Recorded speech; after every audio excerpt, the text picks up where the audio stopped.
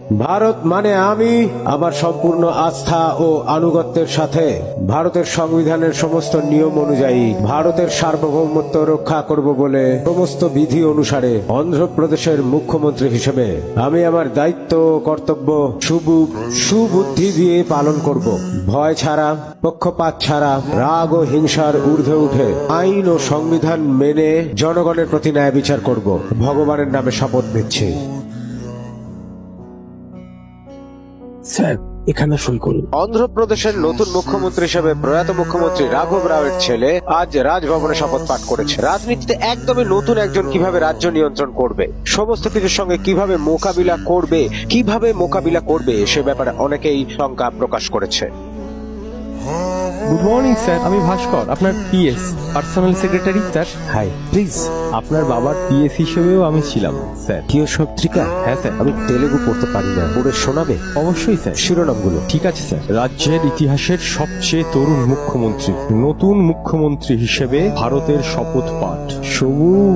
এটা কি হলো? সকালের খবর পত্রিকা স্যার, যা তা লিখে দেয়। পড়ুন। Okay sir. সুবুদ্ধি দিয়ে কি রাজ্য চালাতে পারবে? শুরু করুন, পুরো পড়ুন এটা। Okay sir.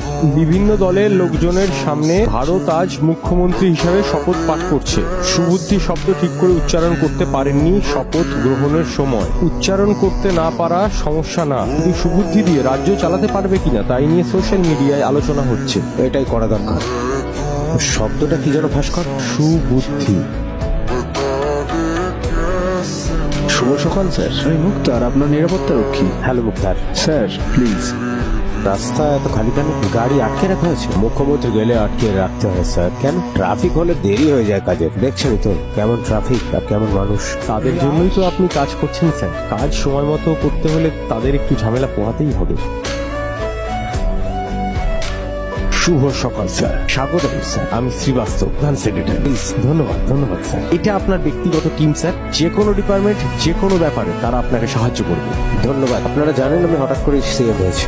সত্যি কথা বলতে গেলে এই পদের ব্যাপারে, রাজ্যের ব্যাপারে কিচ্ছু জানি না। হ্যাঁ সত্যি, আমি দুঃখিত।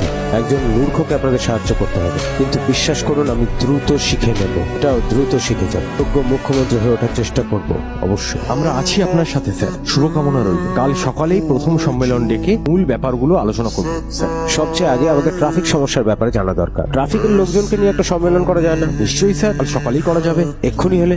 স্যার এখনই? নিশ্চয়ই sir. Sir, Arun Kumar traffic commissioner ও তার টিম। বসুন সবাই। ট্রাফিক সমস্যার ব্যাপারে আমার চেয়ে আপনারা অনেক ভালো জানেন। ভয়াবহ, আমি কি ভয়ঙ্কর বলতে পারি? হ্যাঁ স্যার। কেন? অধিক জনসংখ্যার দেশ, এত জনগণের দেশে ট্রাফিক তো হয় স্যার। হয়তো সেই কারণেই আমাদের ডিসিপ্লিনার প্ল্যানিং চাই। বলতে খারাপ লাগছে, পশু পাখিও নিয়ম মেনে বনে চলাফেরা করে। ফুটপাতে পর্যন্ত গাড়ি চলছে। আমরা সর্বোচ্চ চেষ্টা করছি স্যার। সত্যি